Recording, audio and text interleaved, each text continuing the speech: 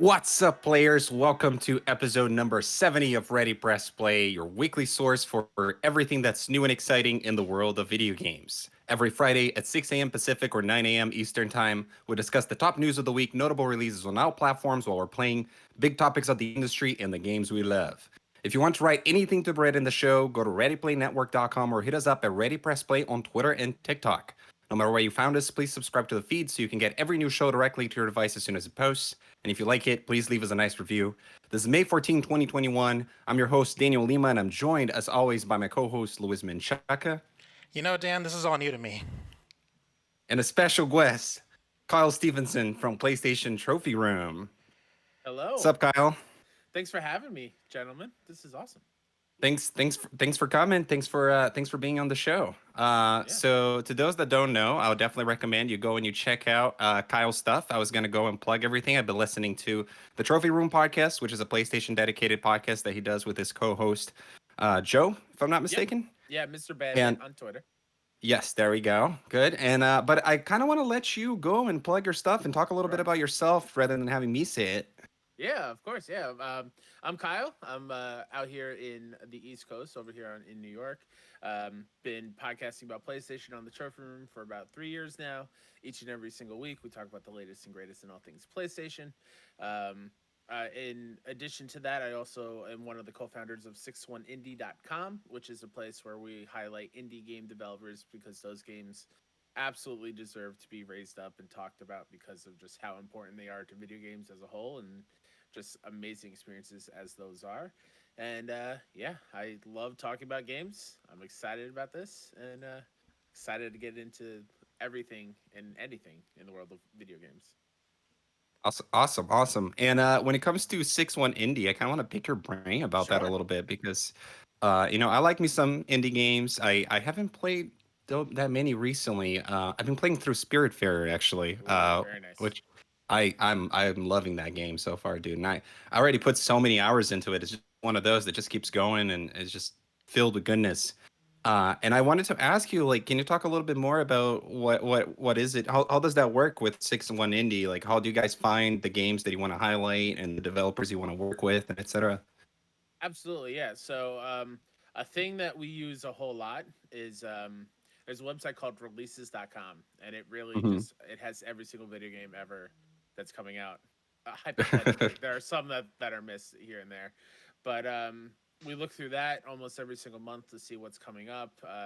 We reach out to our friends over at Pop Agenda. They're very good to us and get some codes, whatever they're working on, as well as like making sure we're following a bunch of people on Twitter, including um, being on the lookout for like such smaller presentations like Wholesome Direct, which is this Saturday actually, which is a bunch of like really wholesome indie games or whatnot, and just kind of see what piques our interest from there.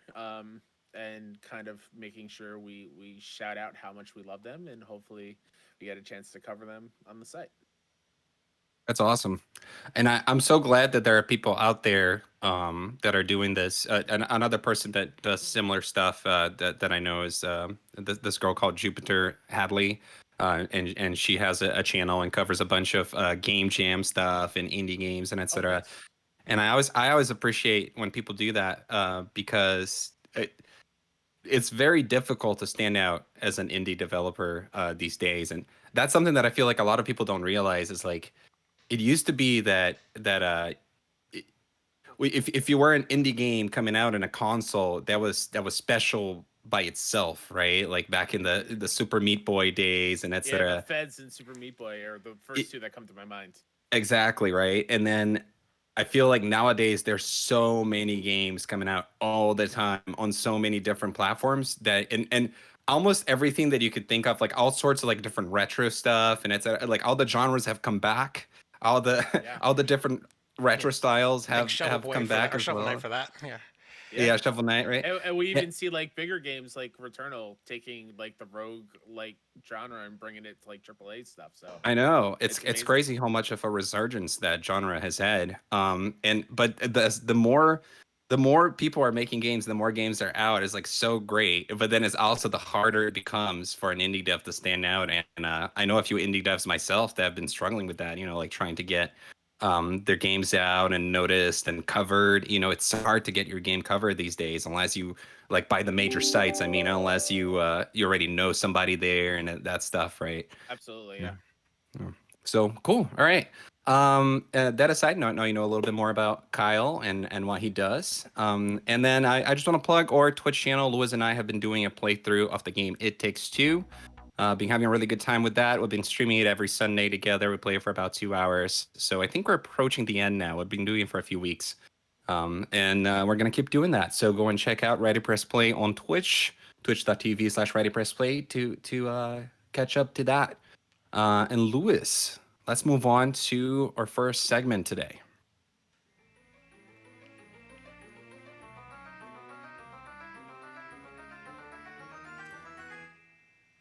It's time for our topic of the show. Now it's funny to have the Zelda segment and then to go into PlayStation stuff. So I figured we get Kyle on. He's a PlayStation specialist. He's showing up in so many PlayStation podcasts now. You just announced recently you're going to be on PS I Love You coming soon, which I think is really exciting as well.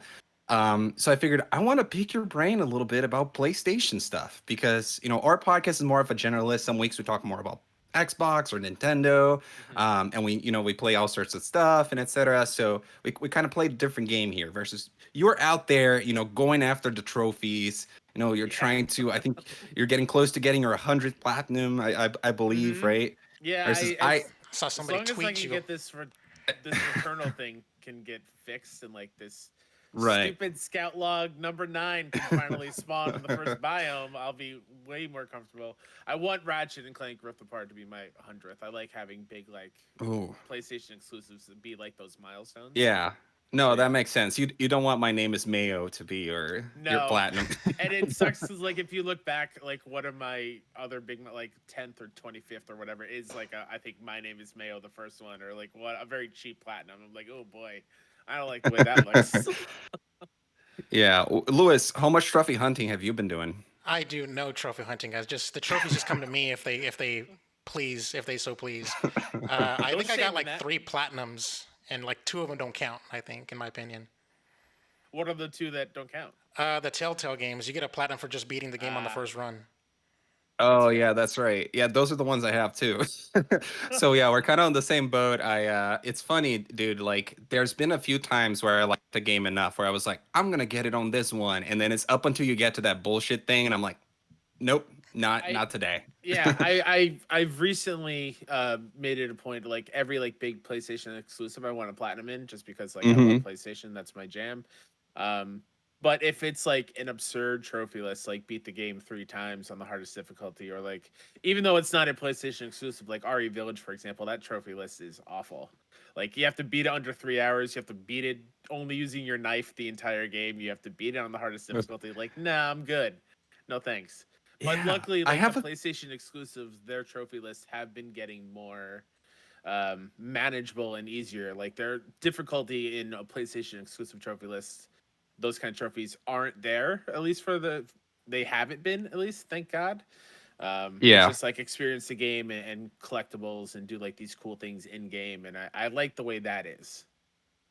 Yeah, no, I get it. I got the platinum for Spider-Man, and I really liked that one because it was just kind of play the game, do all the side Yeah. missions, and etc. Like, it felt very approachable. So when that's the case, that's when I can see myself enjoying it, even though I haven't pursued it too much in other games. Mm-hmm. But it's funny. I loved the Crystal Dynamics Tomb Raider games. I played all the 3 games in the trilogy. I know Shadow, I think, was made by Eidos, if I'm not mistaken, but I loved all 3 of those games, and I got everything there was to get in them. And but then to get the platinum, I would have to play it on the hardest difficulty, and I tried doing that. It was so hard. I was like, okay, Yeah. I give up. Mm-hmm. Those Yeah. trophy lists are bad. That's a good example of like a bad Yep. trophy list because there's so many DLC and multiplayer trophies too. Like even if you have the platinum, you're only sitting at like 40%, like on the Oh, progress bar. I'm like, oh that's no, the thanks. worst too, right? Like, it's Hmm. like the idea that you would work so hard, get it, and then you got to see that percent bar not completely filled Yeah, up. yeah. All right. Well, there's been a lot of PlayStation stories coming out recently, so we want to talk a little bit about all of them, touch up on them. You can also go and listen to the Trophy Room if you want to see Kyle's further, thoughts into them as well. If we don't get to, spend too much time. But just in general, Lewis and I have been talking about kind of the state of PlayStation going into this new generation.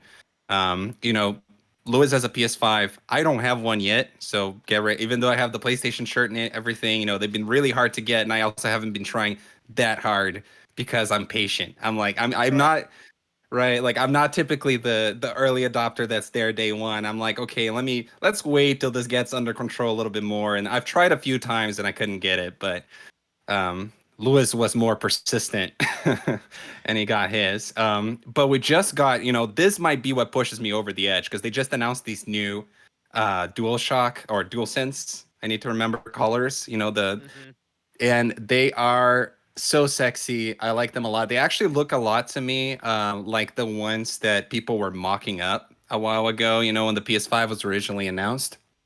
So we're just going to read this from IGN real quick.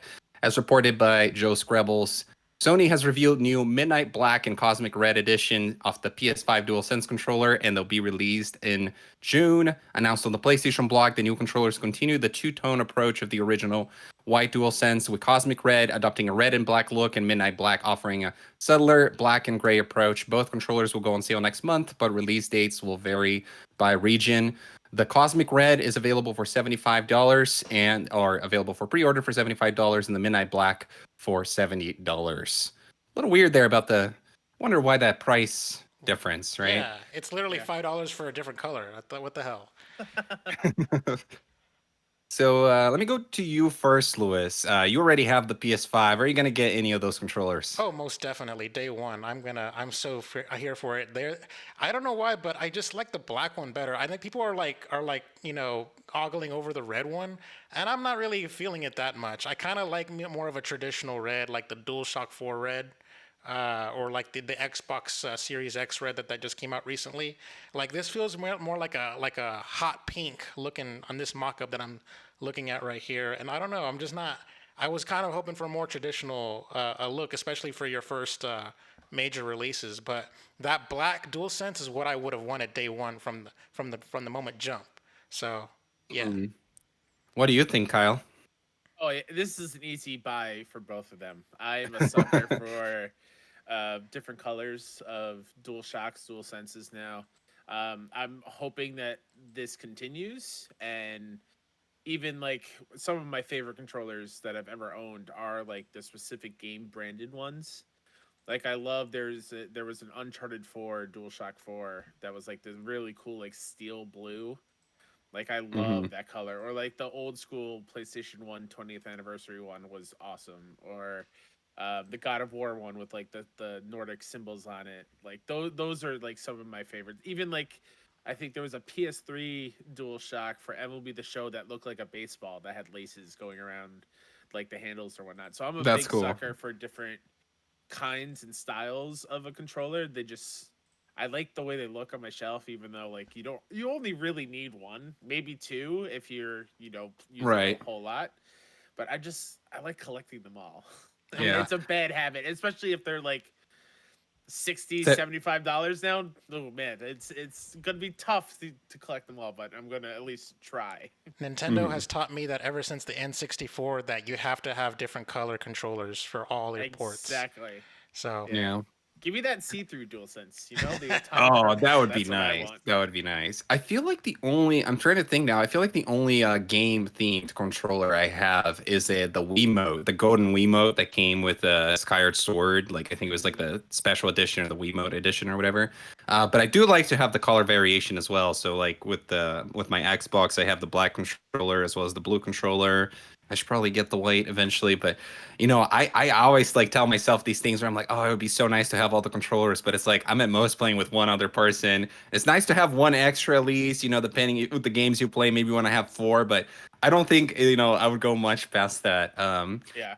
Yeah, it's cool. The black one reminds us more of the classic, DualShock 4 controller. And I actually really like the red as well. I would probably want to get both. I actually like both more than the white DualSense, but Yeah. these are definitely going to be better for those that are running into that issue where the white is getting discolored Mm-hmm. like on the back because of just of use and eating snacks while you game like a lot of us do. Yeah. So Yeah. it's going to be nice It's that gonna be it's not going to full of look. that Cheetos dust after Yeah, all. these will hide the grime a little bit better. So yeah. Absolutely. All right, Louis. Let's move on to like a bigger article here. This is from Wired, as reported by Peter Rubin, and this article and different iterations of it have been making the rounds. That there's a lot of different things that are mentioned here, but the one paragraph that people keep talking about is kind of later on. And I'm just going to read this here. According to Herman Holst, a Guerrilla co-founder whom Jim Ryan tapped to lead PlayStation Studios in 2019, the group has more than 25 titles in development for the PS5, nearly half of which are entirely new IP. Open quote. There's an incredible amount of variety originating from different regions. Hull says big, small, different genres, end quote. And in many of those cases, Sony's shared services became a lifeline for studios navigating lockdown. Having moved all its employees home in early 2020, Guerrilla Games found itself staring down the barrel of a game that hadn't even finished its voice and performance capture, let alone playtesting. Right, it's talking here about the audio stuff with Horizon. I think the big news here is that 25 titles in development, and later on in the article, I don't want to look for it right now. I know that they mentioned that a significant portion of those, potentially half of those, are new IP, if I'm not mistaken. Hmm. Um, so something that it's been talked about with a PS5 generation is that it's some people think that it's kind of taken a while for us to get some of those big hit exclusives to come out. A lot of the games are still coming out on PS5 and PS4 and etc.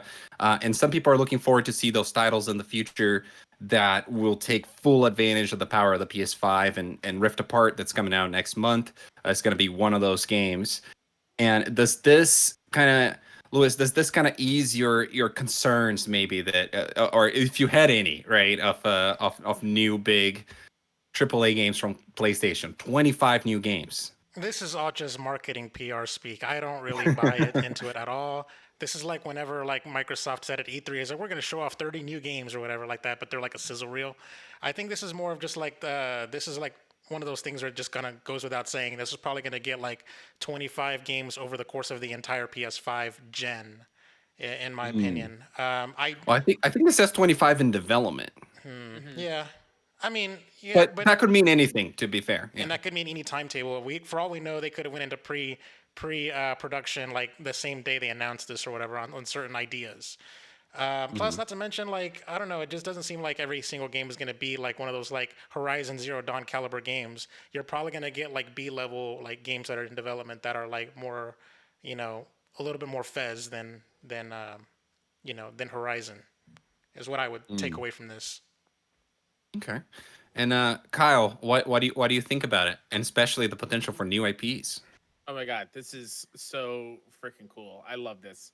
Mhm. Um, to Lewis's point there, I do think a lot of it is like those third party deals. So like we're getting like Mhm. Final Fantasy 16 is PS5 exclusive. Right. That Forspoken game from Square Enix. You got Kina. Like yeah, they are going to vary from like indie titles to like big AAA stuff. But either way, I love this. I love that they're giving you a reason to play on your PlayStation and only things that you can experience there, which is awesome.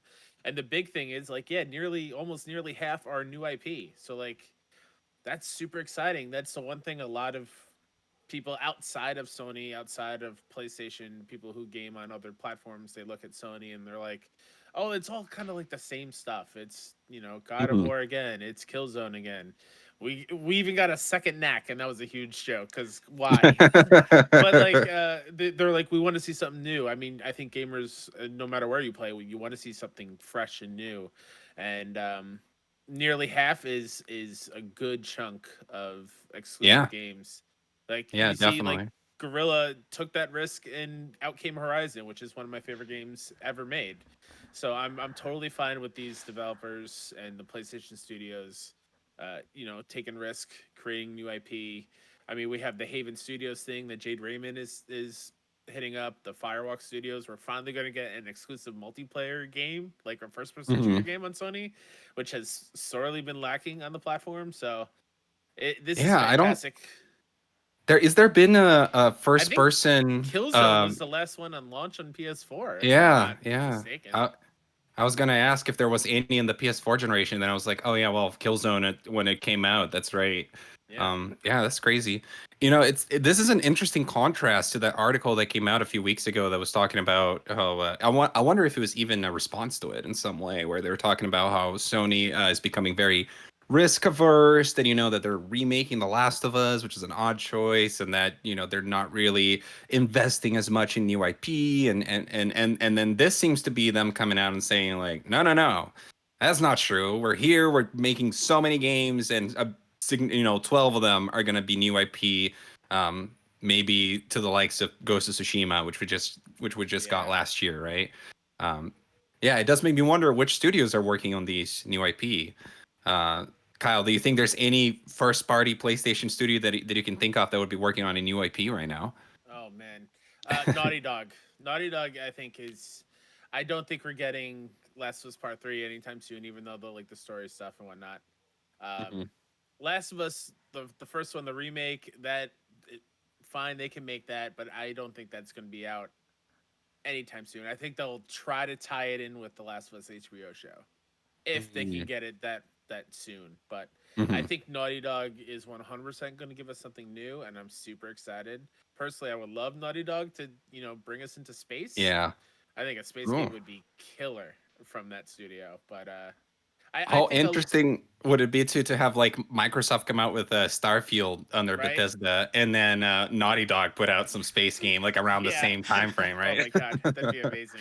I do think a lot of these new IP stuff is like third party exclusive Mhm. stuff. I do think a lot of the PlayStation studios are gonna just keep working on IP that they already have, and here and there we'll Mhm. get like a Ghost Horizon or potentially something new from Naughty Dog, but anything new to add to the long list of like amazing PlayStation characters is fine in my book.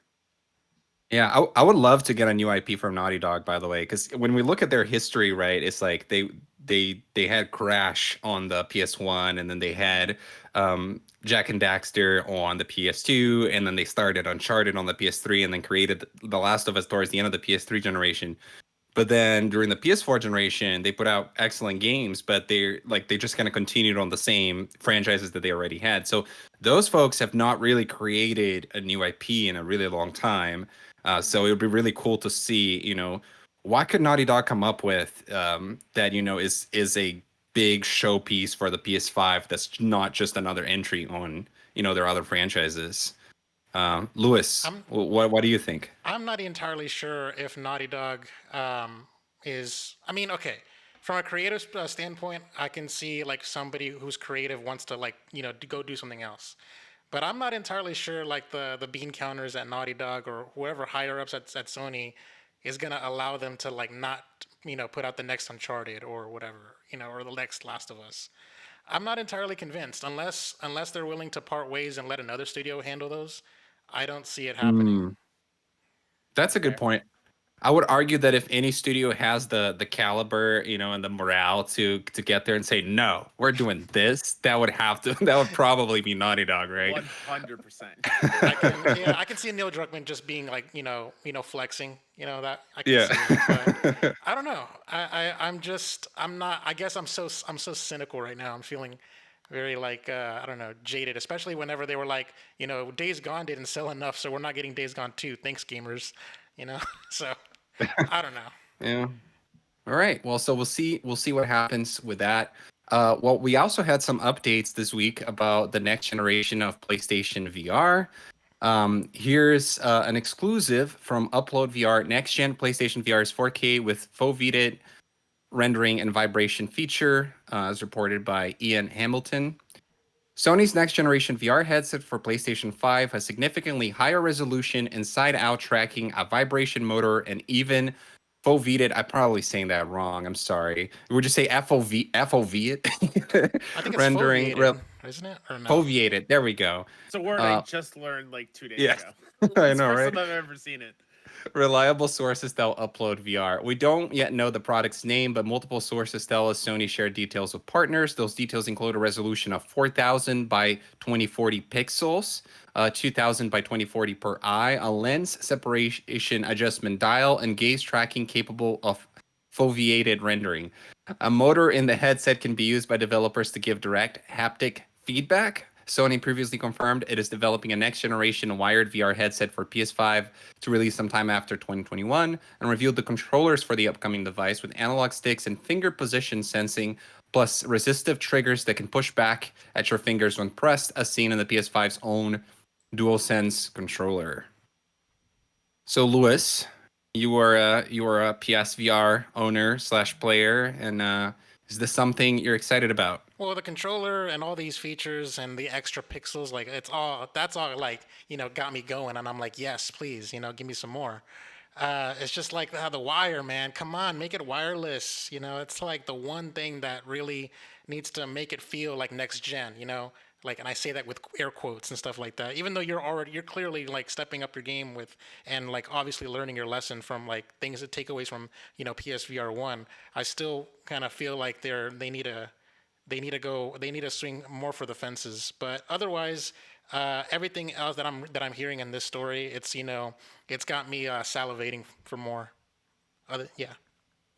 Cool. What do you think, Kyle? I'm right there with you. I'm so upset that there's still a wire attached to this thing. My least favorite part of PSVR is that big thick wire. As you're turning around, you feel it on your back, and you're like, "All right, now I got to make sure I don't trip over it and kind of move it." And it really does. I hate using the word immersive, but like it really takes you out of that immersion of feeling this giant cord running down your back. I'm granted it's probably a thinner wire and less weighty. Um, I just wish there's an option, or hope there's an option to not use that wire, and maybe, lose a little bit on the resolution if you're not using the wire. But when you're plugged in, you get like the full 4K in the lenses and whatnot. This haptic in the headset, though, man, I don't know. I don't want to actually experience a headshot in VR. That sounds like a bad idea. It's like so close to the Ready Player One world, where we're gonna get like Mhm. haptic vest and haptic shoes, and I don't know. Just the Yeah. hands are enough. I don't need my head rumbling unless it's like a nice massage or Mhm. something. That's all I want. Oh, maybe they could use it for that, right? Like Right? Yeah. I guess I could picture If that. Switch can, sell a calculator game on the Oh eShop, yeah. PSVR 2 could most definitely sell a head massage, a scalp massage. And like have some anime waifus do it for you and stuff like that. There you go. Lady D from RE Village DLC. Oh Yeah. yeah, there you go. Oh, can you imagine playing RE Village on PSVR 2 Yep. with the haptic feedback? There you go. Oh yeah, well, I think this is all in all seems like good news. I do wonder about like you guys were talking about the wire. If they make it a full wireless machine, at that point you don't even need the PS5 to use it, right? It would just be a standalone, like kind of like the Oculus Quest VR headset, right? So maybe it be that ultimately they still want this to be a product that is part of the PS5 experience as opposed to being like a full like wireless standalone product. That's kind of what I wonder. I don't know if that makes any sense. I I could was. be off base here. I mean, and you could still be attached to the PS5 as far as its like processing power and stuff like that. Like in my opinion, Mhm. in my head, I'm thinking of it like a Wii U gamepad, where it's like the Wii U gamepad is Mhm. not the console, but it's getting the Bluetooth, the image, and everything from the console. You know what I mean? So yeah. Right. But yeah, when it comes to VR though, it's like at the end of the day, you want most of that processing to be happening on the headset because that would just be the least amount of latency possible for, whatever you're seeing and interacting with on screen. True. So there's that as well. All right, so I'm just going to mention those other two stories that I had it in here, and then we're going to get into some more general conversation. It seems like Sony has admitted that the PS5 restock issues are likely to continue into 2022. So it seems like it's still going to continue to be difficult to get a PS5 for the rest of the year. And then PlayStation has also announced their plans for the Days of Play 2021. There's a lot of events that are going to be happening, so you guys can sign up and look into that stuff if that's something that you're interested in. You're going to be able to earn special earn trophies and then get bonuses and other stuff. I have not ever participated on this before, but that's out there. So I kind of wanted to use just a little bit of time from you guys to kind of talk about where do we see Sony going this generation? Do we think they're gonna, in quotes, dominate again, right? Like we're not console wars people here, but we're just kind of thinking like in the previous generation, the PS4 really felt like dominated the conversation, dominated the generation, had the most sales. It really was the most successful console. Kyle, do you see that going in the next generation with a PS5 based on the start so far? How do you think these issues with the manufacturing and everything can affect its potential for becoming, like this huge seller console as well as it could be, and et cetera? Where do you see the trajectory of PlayStation? I mean, like just on the manufacturing side of things, it is a bummer that more people are going to have to wait even longer to get a hold of the PS5. But even with the shortage, like PS5 is absolutely crushing it in the sales department, both in games and consoles. Um, I see no way that PlayStation isn't going to continue just moving upward and forward, especially Mhm. like tying into that Wired article of like there's 25 exclusive games in development right now, half are brand new IP.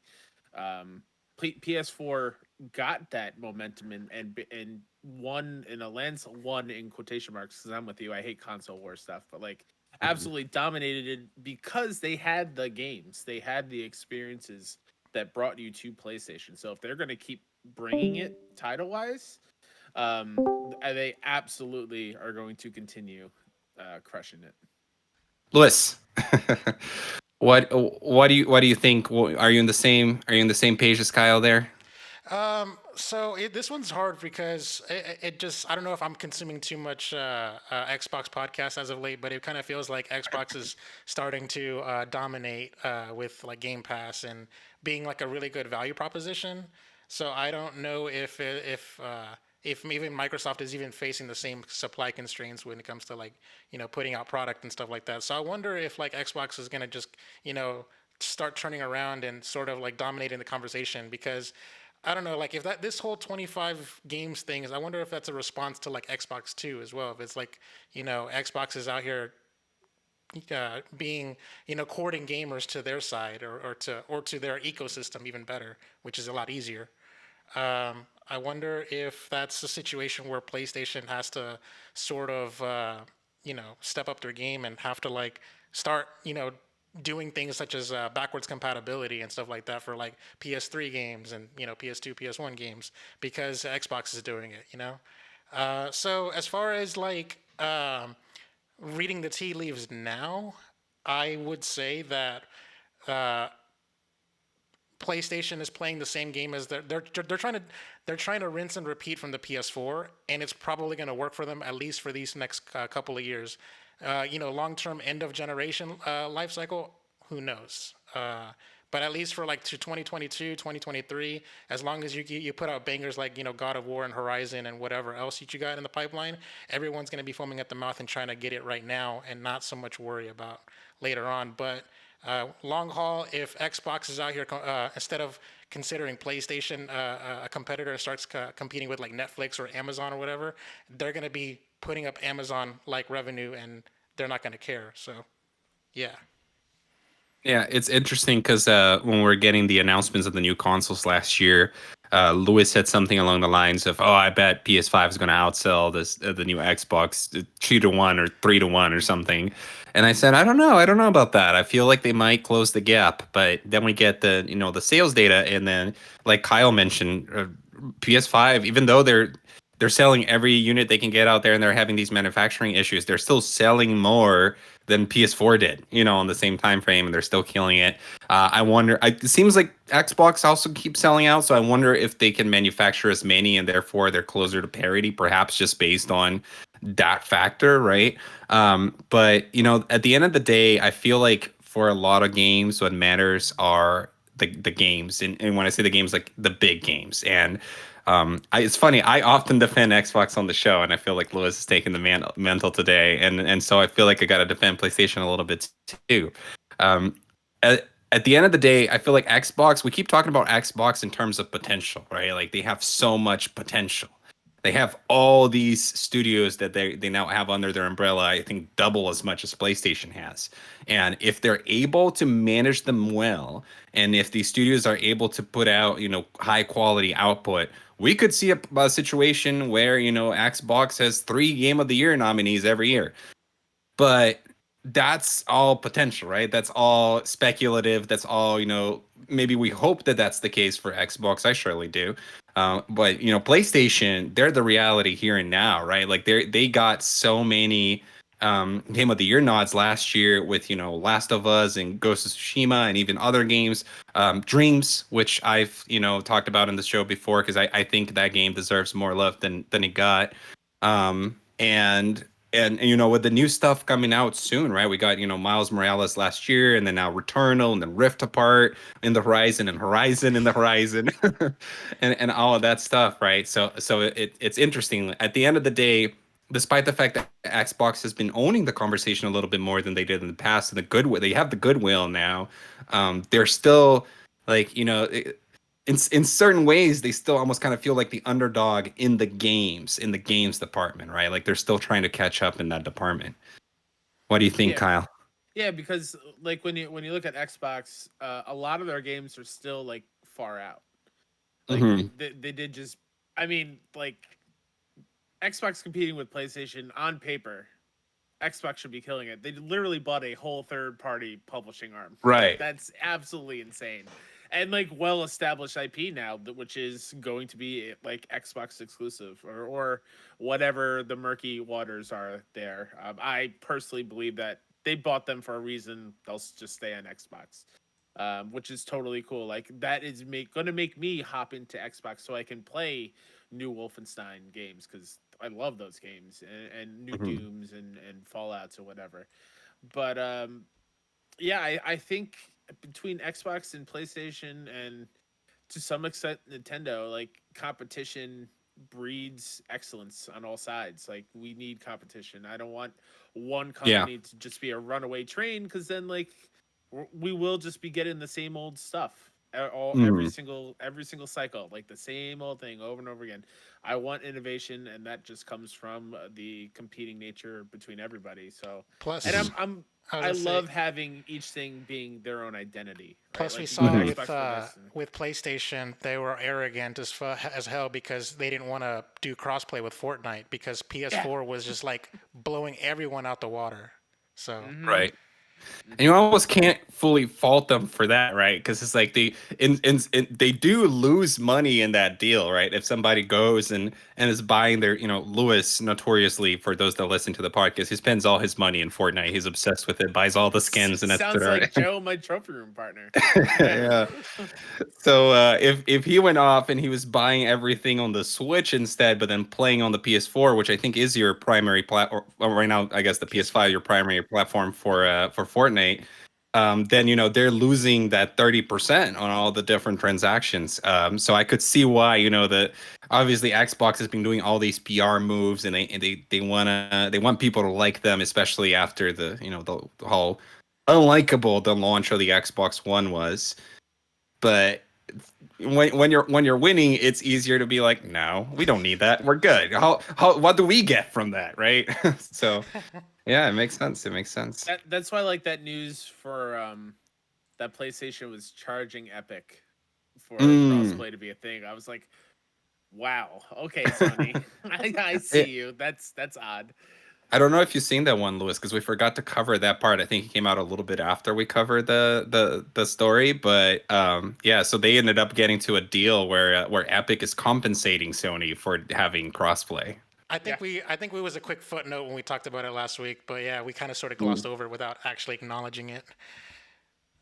Yeah, good stuff. Anyway, well, I'm looking forward to seeing where PlayStation goes this generation. I think that I agree with Kyle. Like the more competition, the best, and the more I love seeing the big three as they are, all being successful and out going at it. And I feel like we're getting to a point where it's looking like that again, because it hasn't been like that in a while.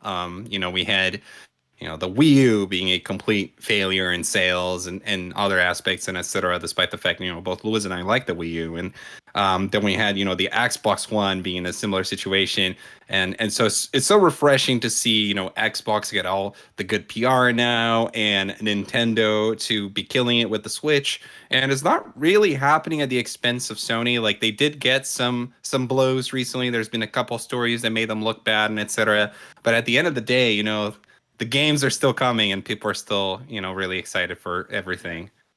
The Yeah. moment you see that Ratchet and Clank Rift Apart gameplay, whatever it is, like I know. I all know. that bad news is just gone. There was a bit of I know. a little mini controversy with Ratchet and Clank that people are bitching about, and I wanted to know your take on this one, Kyle. But apparently, Ratchet and Clank is only 4K with 30, and can only hit 1080p or can only hit 60 frames with 1080p. So, do you feel like that's an issue for like PS5 to, have such a last gen standard resolution? I would say. I am not the resolution like person. Like as long as the game is fun and it looks cool, I'm okay with it. I mean, I think Returnal also is not like true 4K itself. I think there's some sort of like upres that game is doing, and that game looks gorgeous. I just think what Ratchet is doing and just seeing everything on screen, I'm totally okay. Whatever resolution it is in frames per second doesn't bother me as long as it feels fun to play and the story is cool and it's got the classic Ratchet humor. I'm all good. I'm good to go. Cool. Yeah, and the other thing to remember too is it's still year one of the Yeah. PS5. You know what I mean? Like this console is going to be around for a long time, and think about like a year one game for the Oh yeah. PS3, and then think about The Last of Us in 2013, right? So just Or it can. a year one game for the PS4 and then Ghost of Tsushima, you know. Right, That yeah, that's exactly, the right. thing. So Like I don't know when I did this, but it was very recently. I went back and played Assassin's Creed Black Flag, right, which was I like a love that launch game game. on PS4. I remember at that day, like at the time, was like, man, this game is gorgeous. I can't believe games look like this. Yeah, Go back to that game now and compare it to like what Valhalla looks like, and oh my god, it is what a right. leap in like those 7 years. It's insane, Yeah. Imagine what we're gonna be saying that about, these right? games that are coming out now. Yeah. Yeah, it's funny, everybody loves The Witcher 3, right? And I tried playing that last year and the game is good. Like I like the game, but I felt like that looked old actually. Like playing it nowadays. It looks like one of those like earlier titles, like and when you compare to the new stuff that was coming out, around the time frame of The Last of Us and Ghost of Tsushima and the new Assassin's Creed and everything else. So yeah, I totally get that. And the other thing too, just really quick with Insomniac is that they did a patch for Miles Morales where they added a new mode as well. So I could totally see them doing a patch for Rift Apart in the future where maybe they are able to address that in some way. The folks at that studio are really really talented and really hardworking as well. I know some people that work there, and I watched a GDC presentation a few years ago. I mentioned this in the podcast before, from the lead programmer, and he was talking about how they managed to basically push the PS4 to its limits at that point with Spider-Man. To be able to get that city to render, like where you can just swing through the city and everything just, renders smoothly, and you never have a situation where things have to load and etc. as you're doing that. And it was really fascinating. So like, if anybody can do it, these folks are going to be able to do it, and then we're probably going to see a patch eventually, I think. Yeah, I Um, mean they already have done like 3 PS5 games at this point, including like the right, Spider-Man remastered, which is all like reworked or right. whatever. I just hope we As get as a long as we get a Resistance in the future, like that's where my mind's at with Insomniac. I just hope we get a 1080p like 120 frames per second patch. You know, that would be nice Mm, for Ratchet and Clank. well, maybe one day. All right. So on that note, why don't we move on and talk about something other than PlayStation, Lewis? If you can pull up our next sound effect here. Gotcha. That's our noose sound effect there. been watching Kyle's reactions to her little bits. So since we talked about so many PlayStation news in the topic of the show, I only got a few things here that I want to hit up. Talk about Xbox a little bit. So first, Xbox's quick resume feature gets new group option in May update, as reported by Jay Peters. The Xbox Series X and S's handy quick resume feature, which has been supported games so that they boot up more quickly when you come back to them later, is getting some nice improvements in the May Xbox update. Once the update is installed on your console, you'll be able to see which games are kept in quick resume with a new tag, and you'll also be able to make a group of games in quick resume so you have access to all of them in a single spot. Microsoft is also promising that quick resume will have improved reliability and faster load times. Microsoft's Jonathan Hildebrand said in a blog post. The new update also adds pass-through audio for media apps like Disney Plus and Apple TV, meaning that audio from those apps can be sent directly to a compatible HDMI device. There are also new parental settings that let parents unblock multiplayer mode for individual games in a new dynamic background. The May update should be rolling out now, and it might already be available for you. While writing the story, I booted up my Series X and it installed. So the other, the new theme that they mentioned there, and I'm gonna pull this up also from The Verge. The original Xbox background is here to haunt the Xbox Series X and S. This one is from Ian Carlos Campbell. The Xbox has gone through several visual periods during its lifespan, from an edgy and yet somehow dorky green alien thing to a modern look that could be described as I know how to use Excel, but I can still have fun. But like that's me right there. But like stumbling on a Facebook album from high school, you can still hold on to a bit of the past. As spotted by senior editor Tom Warren, the original Xbox background is now an option for the Xbox Series X and S. I never had the OG Xbox like a lot of people out there. I was probably too young, and at that point, I was just getting whatever was given to me by my parents. But I think it's really cool that we can get a little nostalgia trip there for the people that grew up with Xbox from since that time frame. Lewis, what do you think about these new updates? Well, now I think just PlayStation needs to retort and put out an update where you can do like the PS1 little jingle with the boot up screen. They need to do that.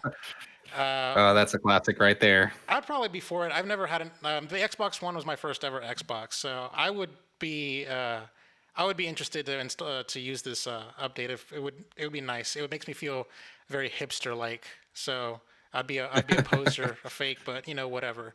As far as the quick resume thing, you know what? I just wanted to tell you something right now, and I don't know if I'm like weird, but I have never used quick resume like ever. Like What do you mean? It just happens. I manually go in there and just close out and like quit out of the app. And like I No, just get out of here. Get out of here. like Quit out of here. whenever like I use an iPhone and like I would like multitask and I would go pull up the multitask bar and then swipe and can't close out the apps altogether. Like I'm that guy that just doesn't multitask anything and just But yeah. I wouldn't know, but I would have thought that a quick resume would have worked. I didn't know that that's like closing the app just made sure that that it deleted that. But yeah, no, I'm a huge fan of quick resume. In fact I have I got an Xbox Series X and I love just jumping into a game from Game Pass, just playing it for a little bit, and then eventually going to another one. And then the best thing about quick resume is that sometimes it's not even that you're jumping between games, but maybe you played a game on Monday, played another game on Wednesday, and then you want to play that Monday game on the weekend, and then you're just right back at where you left it. And I just really like this kind of addition to the feature. It almost feels like something that should have been there from day one, but they probably just needed more time to flesh it out. What do you think, Kyle? I'm so jealous that quick resume is a thing on Xbox and not on PlayStation. I think like in just regards with like Returnal, because that isn't there are no saves in that game. So like those are like hour-long runs, and if you have somewhere to go, you'd have to like pretty much just keep your PlayStation on until you're ready to come back to it, which is kind of a bummer. I actually thought when this news or Xbox was saying that quick resume would be a feature, I was like, is that really that important? Like with the speed of PS5 and Xbox Series X, like it'll boot up very quickly, like as it is. But the more I'm thinking about it, just being able to, like you said, Dan, just kind of going straight into where you left off, that's a game changer. Like Mhm. I'm a huge sports game player. I love playing sports games, so just having one always ready to go in the background and for me to switch back and forth, like, you know what? I'm tired of grinding out in this dungeon. Let me play a couple baseball games and then hop back when I'm ready to go back in it. Like that sounds like really really awesome. And Mm. as far as like the OG Xbox theme for Xbox Series X and S now, I love it. I love that Xbox is now having they're now in a time where there's some history there, you know? Like they can actually celebrate their own upbringing in the games world. I think that's really really awesome because PlayStation has that luxury because they've been around since the mid '90s, and Yeah. Xbox I turns love that. 20 years old in November. Yeah, that's Yeah. awesome. Yeah. I love that. Yeah. Yeah, cool. Do you guys think they're lining up, the release of Halo Infinite to coincide with the 20 years and it's gonna make it a big That'd celebration? be great. That'd be really Yeah, smart. I could 20, see that happening. 20 years of Halo, 20 years of Xbox. There you go. Yeah. All right, let's talk a little bit about Nintendo here. Just a rumor that we're gonna bring in, reported by Damian McFerrin from Nintendo Life. The next Donkey Kong is being developed by the Super Mario Odyssey team. All right, so I'm going to read the original story here first, then I'm going to bring up an update. Donkey Kong is one of Nintendo's oldest video game characters, and while the series has seen some massive releases over the years, Donkey Kong Country and 64 being two notable examples, the franchise has remained pretty dormant since Tropical Freeze, excellent game, which made its debut on the Wii U back in 2014 before being ported to the Switch in 2018. However, there are rumors that Nintendo is looking to resurrect the series by bringing it in-house, with development currently underway at Nintendo EPD, the team responsible for Super Mario Odyssey. YouTuber Lonely Goomba has mentioned the rumor in passing on social media, and other sources have also discussed it, but Nintendo Life can confirm that he has heard the same rumor from an independent and very trusted source, which would appear to lend this report some degree of legitimacy. However, our source claims that the game will be 2D or 2.5D if you prefer, and not 3D. The rumor is also backed up by recent comments made by leaker Zippo, and then it goes into that. I'm going to check the update here. Um, Development of the new Donkey Kong game purportedly began around 2017 or 2018 when Nintendo decided to bring Donkey Kong back internally for the first time since Nintendo EAD's Donkey Kong Jungle Beat. Although Jungle Beat was more of a stopgap than a permanent status quo, I've been led to believe that this is a new EPD team that has formed from other teams specifically for the purpose of creating Donkey Kong games. And sorry to disappoint, but I have no info on the 2D, 2.5D versus 3D debate, exactly what kind of game it is. Never been shared with me, except that it's a platformer of some sort. This was shared by highly respected Donkey Kong fan site DK Vine. And yeah, so Louis, what do you think about the potential of the story being true? Is this something you'd be into? I would definitely be into it in the sense that Donkey Kong needs to continue to have show some love to Donkey Kong, especially because of it's a very storied franchise and everything. I was just more hoping that they were gonna make a Mario Odyssey. Like when I was thinking about this first, just thinking about the headline, I'm thinking to myself like we're talking about Donkey Kong 64 2 kind of thing. But yeah, I'm a little disappointed by that. I don't want them to make essentially a Retro Studios game. It feels like it's how do I put this? It feels like it's very like lackluster in my opinion. But either way, I can't be upset about a new Donkey Kong game because we could always use more of that. Kyle, what do you think? Are you a Donkey Kong guy at all? I'm actually like I don't play Nintendo a whole lot, but Mm-hmm. from the outside looking in, like I love seeing and hoping that Nintendo is bringing back more of its characters. Like Mm-hmm. as an outsider to that ecosystem, I'm really tired of just seeing a new Mario game and everything. Like Right. every year there's a new Mario game. Like show some love to Kirby, show some love to Donkey Mm-hmm. Kong.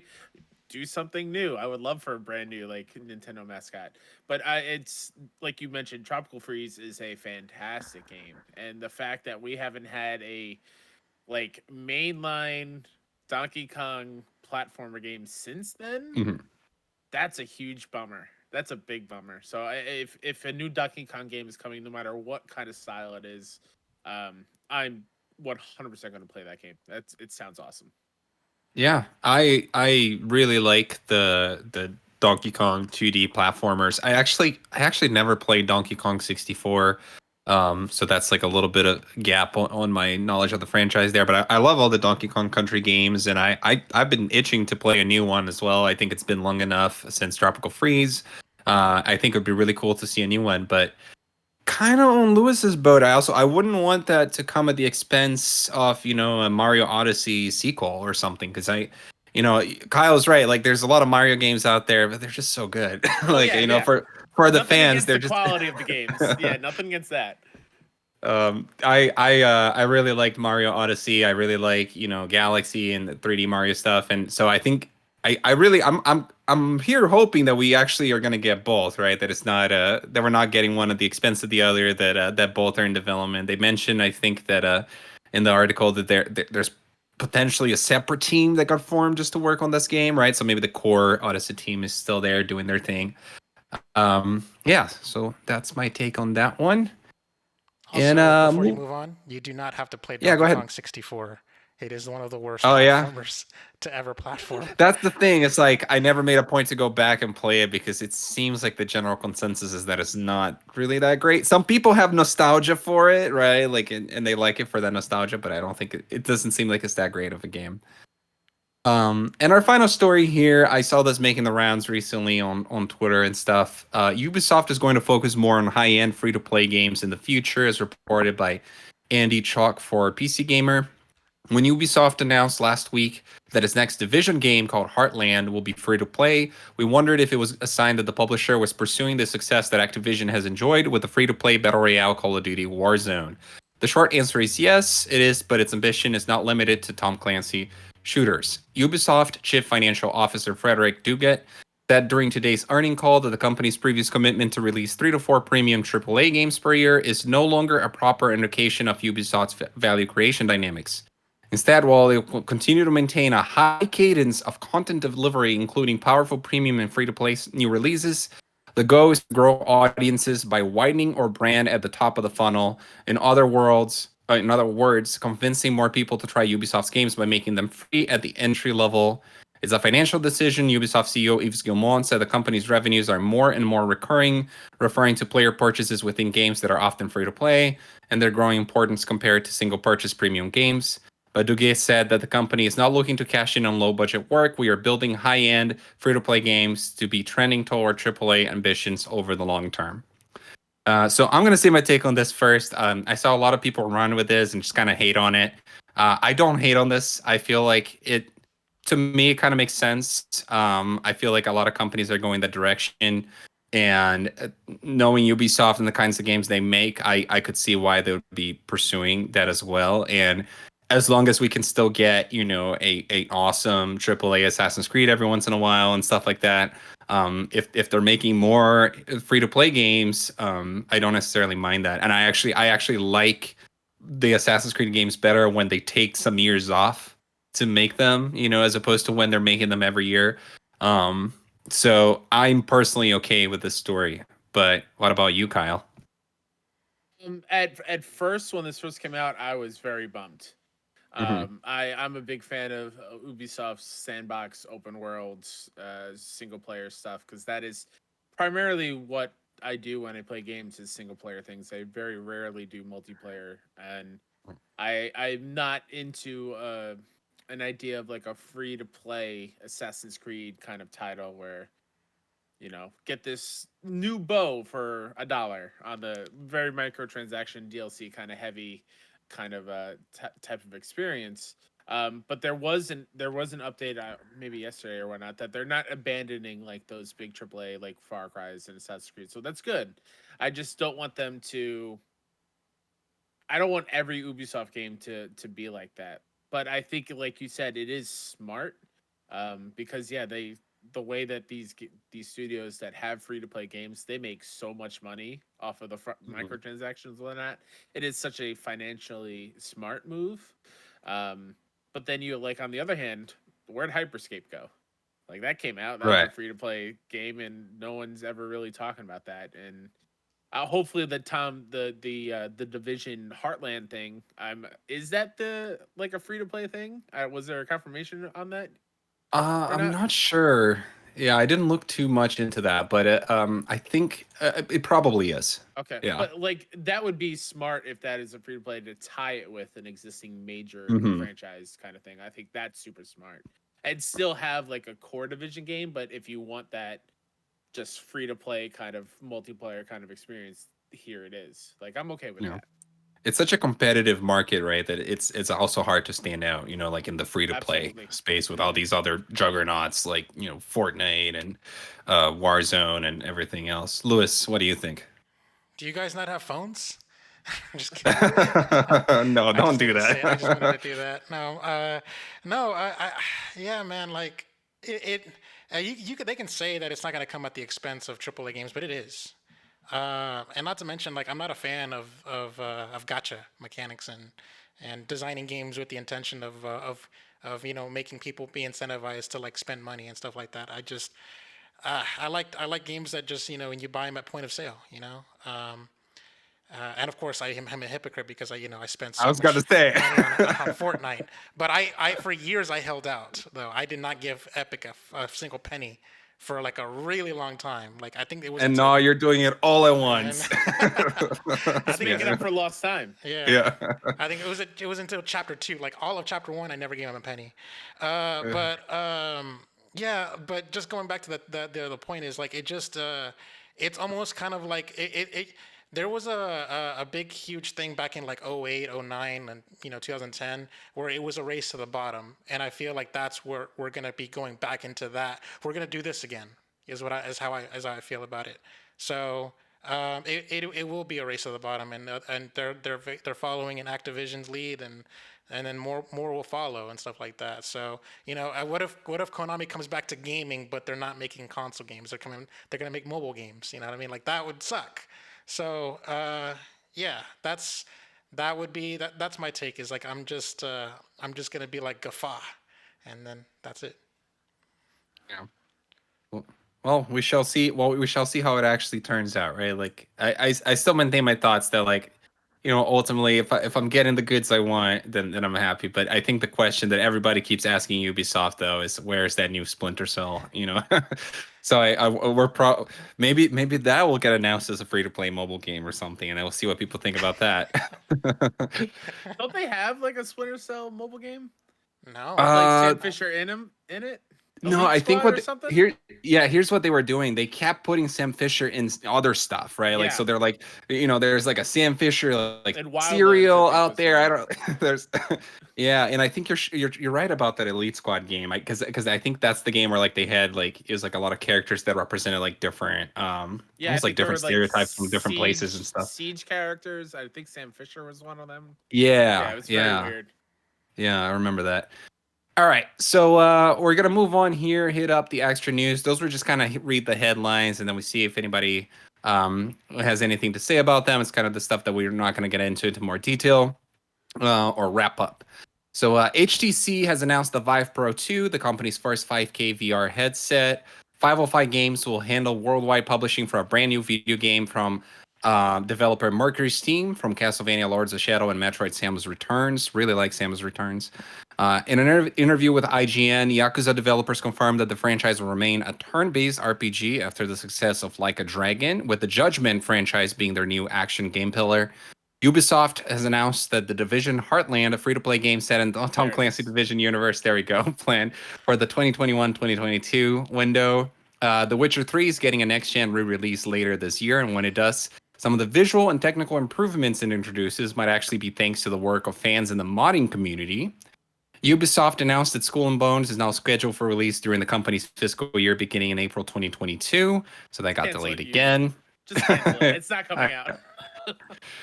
Yeah, I don't know. I mean, we've seen that game so many times now. It's crazy. Wasn't that meant like were we talking about that around the time of Black Flag, or am I mixing that up? I feel like it was like shortly after that, It was maybe. like a couple years afterwards. I think it was on the E3 stage, or maybe longer than a couple years. But maybe 2016, 2017, I would guess. yeah, Yeah. but I know there's this run.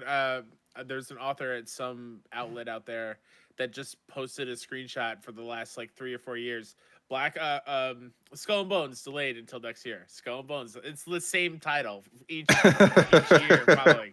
Just like Oh, if it's not coming out, just end it. Like I I don't know. even know what that game would be if it would be even like fun, honestly. Yeah.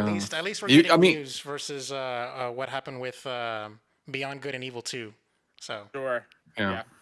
Or The Last Guardian for a long time until it Hmm. finally Hmm. came out, right?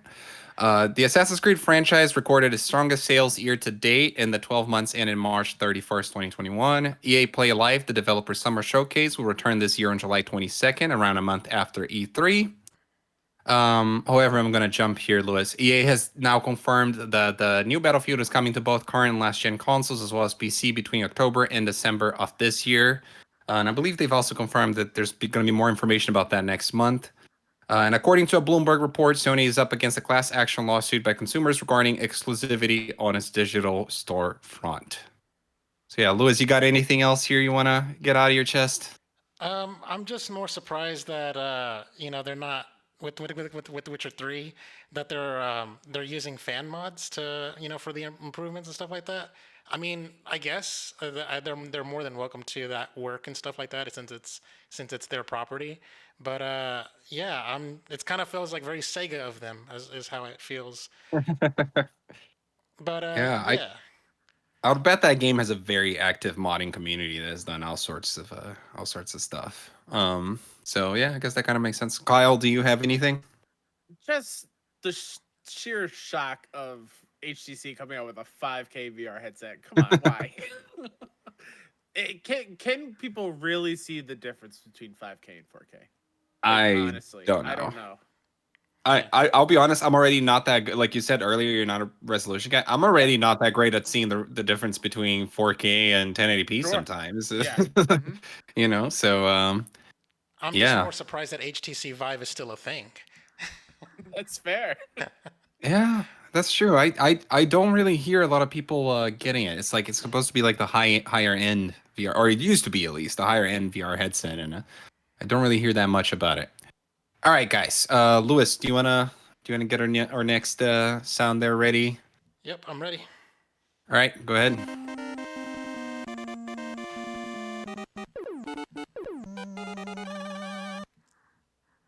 So this is our game impression segment. We're just kind of talking about whatever we're playing. Very, very typical, straightforward podcast stuff. Um, Lewis and I are typically not playing that much interesting stuff recently. We just haven't had that much time. But I know you've been playing some cool shit, Kyle. So Yeah. do you want to get us started here? I mean, yeah, I'll talk about Returnal from Housemark. I love Housemark so much, from Resogun to Mhm. Alienation to Dead Nation. They make fantastic games. And Returnal is no different. It feels fantastic to play with the DualSense. The only big issue with me as a trophy hunter is the end game collectible grind. It is so just up to chance, and specifically there's one scout log in the first biome where it only spawns in one room, and that room is like very rare for it to pop up even after patches. Like I think they even upped it. I'm like 45 hours in. I've beaten the game full through like 3 or 4 times, and I have not once been in this room to get this stupid log. And I just, to me, that is souring my experience, because that log is like story narrative based. It's not just like Yeah. it's not like in Spider-Man where you're swinging through the city and you're collecting a backpack with like a cool little Yeah. nod at something. Like the scout log is telling you a story part of like what's going on in this world with Celine. Like I find it very weird. Like those things are up to like chance. Yeah. There are a couple other collectibles I have to still get in other biomes, but like specifically that one is it's making me want to rip my hair out of my head. You would have expected that. I don't know. You never know with those games. It feels like sometimes it feels like they put a lot of thought into the trophy list and they're trying to make it achievable, and sometimes it feels like maybe that was kind of an afterthought and they didn't really think of a solution. I would have expected that they wouldn't let they would have thought of a way to reward the players that have gone through and beat the game and gotten good at it, to be able to get the trophies in a way that's not solely based on chance, where you just got to keep playing it, hoping for that room to show up, right? Hmm. Yeah, that Or grind does or not. an easier way to like get to those biomes that you need to. So Right, like exactly. Right. at this current state, like I have the third, fourth, and fifth all done. But in order for me to get to the sixth, I have to start at the fourth one and work my way through both of the four and five before I can even start looking through six. And I only Mhm. need three things in there left. Like it's a little annoying, but the story is one of my favorites of the year. Favorite on PlayStation, really. Like that story is really great for a studio that isn't known for their stories. It's pretty fantastic. Everything about the DualSense and 3D audio in this game is so good. I love the adaptive triggers on the DualSense, like where you have to actually push L2 all the way down to alt fire completely. I really like that because you do feel the click as you're Mhm. doing, like you feel Yeah. powerful and unleashing this powerful attack. Yeah, that stuff is really cool. I was able to play a friend's PS5 a little bit, and I played through a little bit of I think it's Astrobot, no, Astro's Yes. Playroom, and they show all the Mhm. features of the console and that, and the shit that they do with the controller that you get to play through, Yeah, and that it's so cool. So very I cool. I that's one of the things that me as a current Xbox owner, the Series X owner, you mentioned, you're jealous of the quick resume and some Yeah, of the other stuff. I'm jealous of the DualSense, right? Like that's the mhm. kind of thing that I think the PlayStation is ahead there with some of the stuff that they're doing that really does you next gen, and that's the thing that when I do eventually get a PS5, that I'm going to be very excited about there. Yeah. Um, And I for anyone listening, playing through Returnal and thinking it's tough, just a couple of little tips because I know it is a tough game. Uh, Use the Hollow Seeker light machine gun whenever you get a chance. Power it up. It is the most overpowered thing in the game. It spawns like a portal beam that will automatically target enemies on the field, and it just mhm. melts bosses and enemies. So if you're playing and you're having a trouble going through the biomes, seek out the Hollow Seeker gun. It's well worth it. Here you go. Returnal tips with Kyle. Yeah. You could probably you could probably hear updates of his trophy hunting there and whether he's going to give up on it or actually make it Hopefully on soon. trophy Hopefully room soon. soon. Lewis, what are you doing other than spending all your money in Fortnite? Well, here's the thing. I'm in this conundrum, okay? So Okay. I ran out of V-Bucks and I challenged myself not reload the V-Bucks until June 1st. But however, Fortnite is just gonna up and like just drop the Teen Titans Beast Boy on Fortnite later this week, and I'm like, damn it, like, I don't know what to As do. we all know, Lewis has been a Teen Titans Beast Boy enthusiast for as long as I've known him. No, that's not the case. That's not the. No, but Yeah, are he's you a gonna get DC him? You're gonna get character, him, and right? and then Ravens is part of the season pass. So if you're gonna have a Teen Titan with Raven, you gotta have like Beast Boy there, and they're probably gonna put Robin in there for all I know next week. So it's like, I don't know, man. Like I am just in this really weird position where it's like I have to really like test my resilience with my little my self-imposed challenge. But I, yeah, yeah, this I like to give you shit, but you can do it, Louis. It's okay. no It's one will okay. blame me. You're, Well, look at you, this. you, He's got like a little gorilla and everything. He's kind of like at the Hulk, like oh, She-Hulk, whenever he can like transform. Yeah. So, ah. But good anyways, stuff. Good stuff. I wanted to talk to you about. I guess this is like the battle bus segment within the impressions, which I'm not gonna play the sound effect, but I wanted to talk to you about Super Smash Brothers. We've talked a lot about mods all the time, and I have now revisited a mod that we talked about before because it got patched earlier this week. It is called Smash Remix, and it's basically for those that know, it's like some fan I went out there and added DLC characters to the original Super Smash Brothers, like Ganondorf, Falco, and Lucas and everything like that.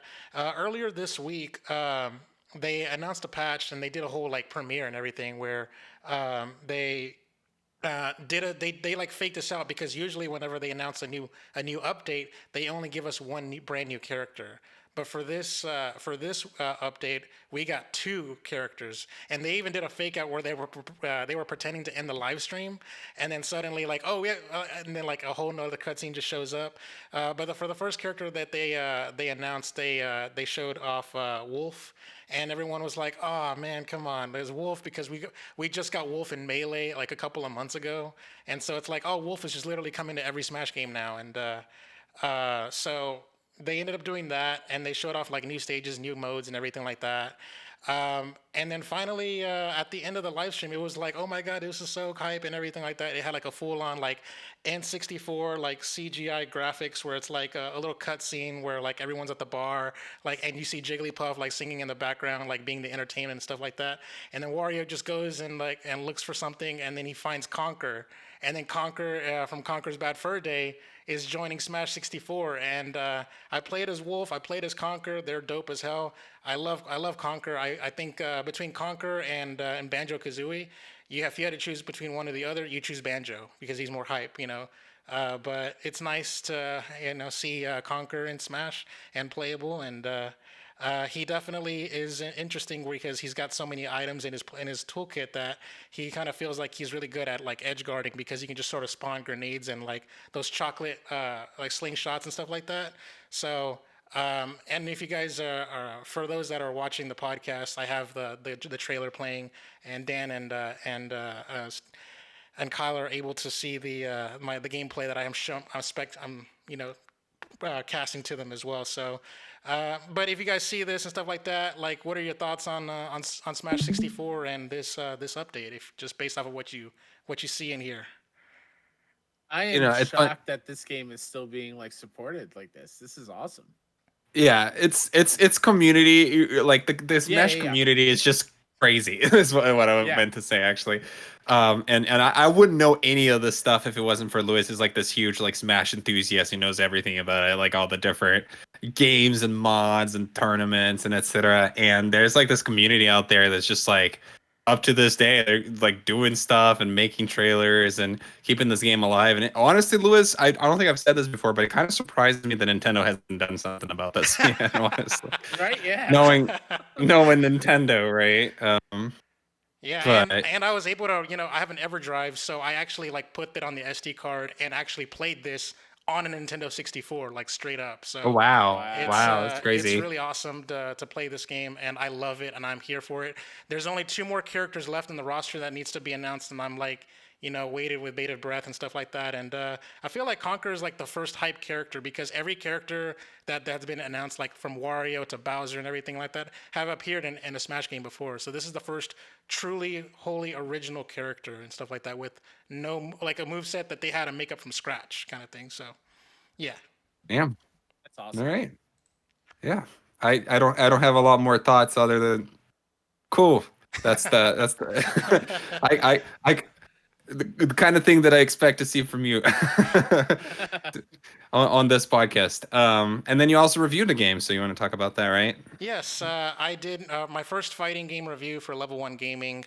It is called Touhou Hyouibana, Antinomy of Common Flowers. It is a mouthful, and that's how I start off with my review by saying it's a mouthful. But yeah, no, it's a fighting game. It's apparently a part of a series, and even within like this little thing, it says 15.5. It's called the Touhou Project, and it's basically like a series of like bullet hell games, and basically shmups.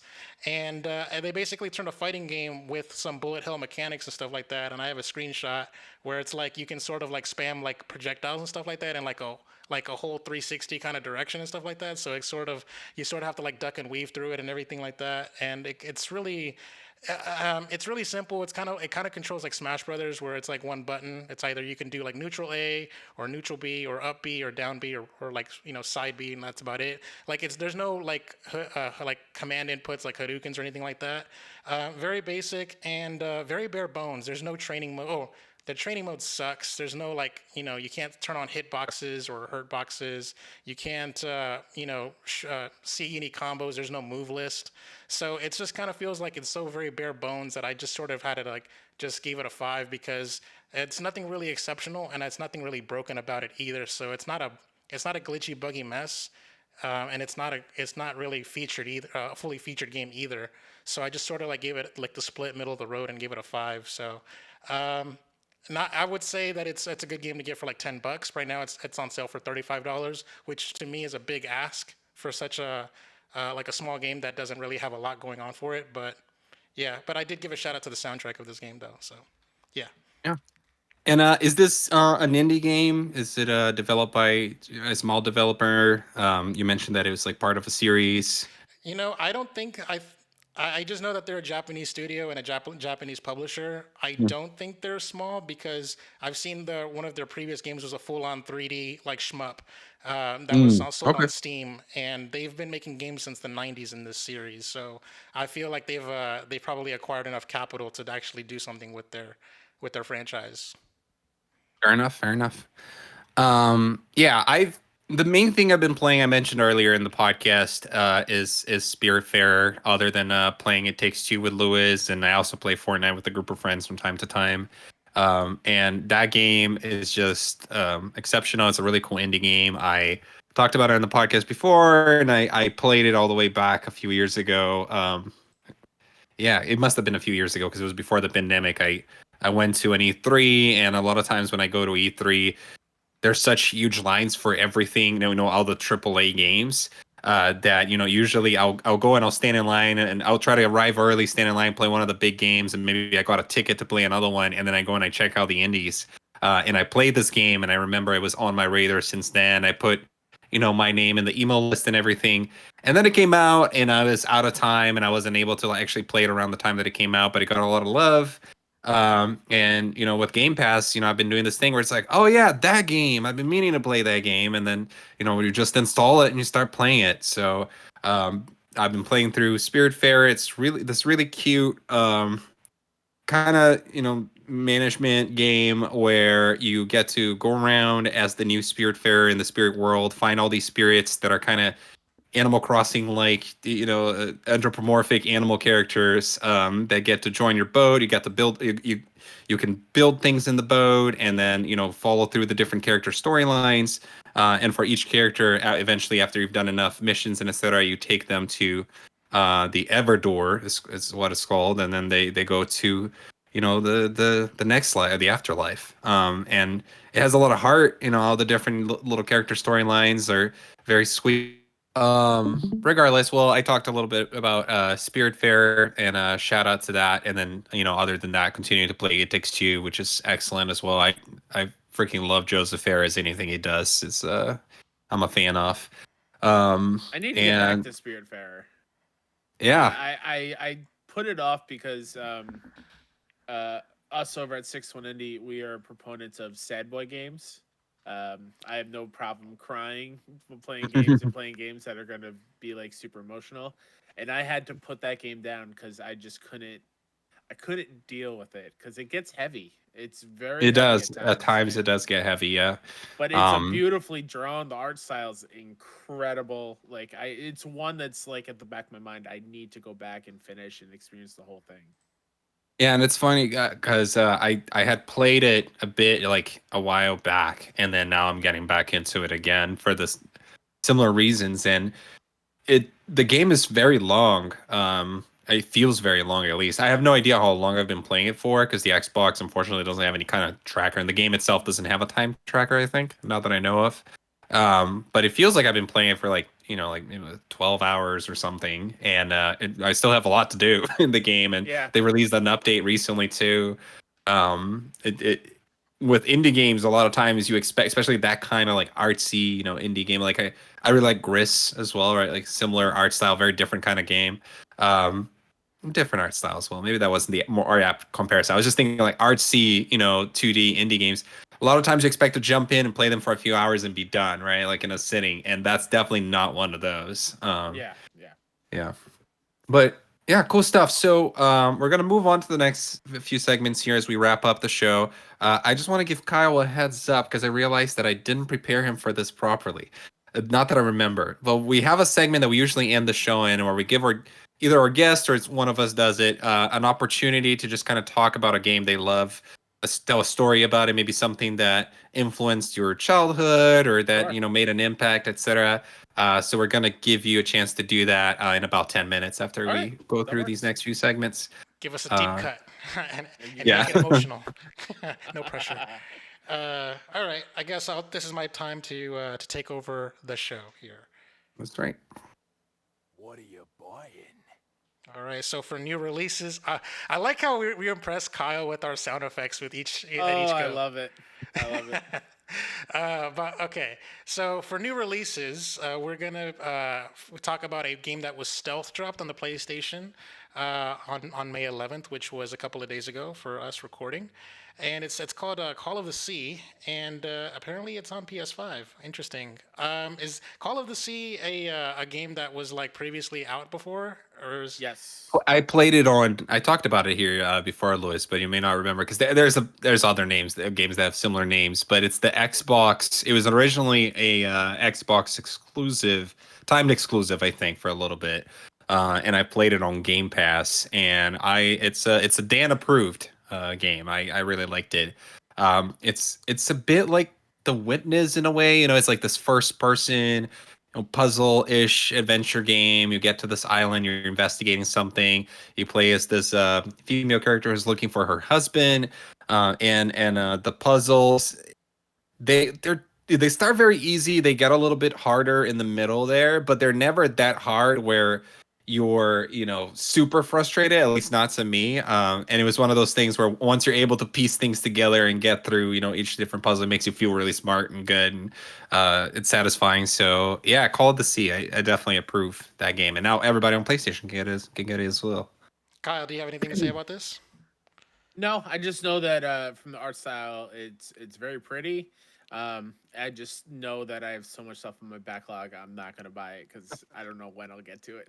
No, that's totally fair. I feel that way about so many games. Yeah, you don't have to talk to me about backlog, but anyways, um, to moving on, we have a couple of things to talk about here. So number one, it's called Before We Leave. It comes out on PC today, May 14th, day this podcast goes up. Next up is Famicom Detective Club. There's two of them. There's The Girl Who Stands Behind and The Missing Heir on Switch, also today on May 14th. I believe if you buy one of them, you get the second one for a discount. Is I believe for Broke Gamers Guide. Next up is going to be the Mass Effect Legendary Edition. It's going to be coming out on PlayStation 5, Xbox Series X and S, PlayStation 4, Xbox One, and PC. Also out today. The blurb reads, "One person is all that stands between humanity and the greatest threat it's ever faced. Relive the legend of Commander Shepard in this highly acclaimed Mass Effect trilogy with the Mass Effect Legendary Edition. Includes single player based content and over 40 DLC from the Mass Effect 2, and Mass Effect 3 games, including promo weapons, armors, and packs, remastered and optimized for 4K Ultra HD." So there you go. I believe That's Kyle. I believe Kyle already has that ready to go, like getting loaded up or whatever I'm you a can do.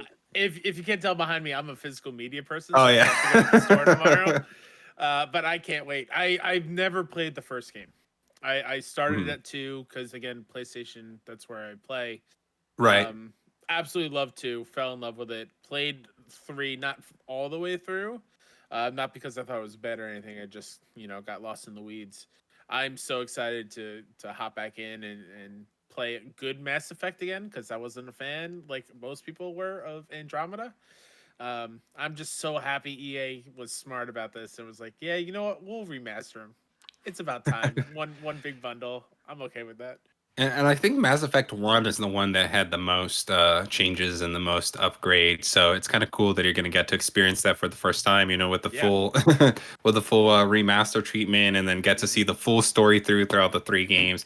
How long do you think it's going to take you to get through all three of these Oh, games? it's gonna take me a while, Mhm. especially because there's 3 platinums. Each game has their own platinum, so I it's gonna hadn't even take thought me. about that. It's gonna take me a good while. All I don't right. know if So I'll. Yeah. I am genuinely going to be shocked if it even sells on the Xbox One, like at all, because all three games are backwards compatible and they're basically remasters. if I'm not Well, mistaken. well, but there's a difference between getting, the actual remastered Legendary Edition as opposed to the, getting whatever it's called, like the FPS boost, Yeah. 4K upscaling mode, right? Like they're putting some effort here. Let's not undersell it, At least but you get the you DLC, so you get that. So, yeah. yeah, there's that too. All right.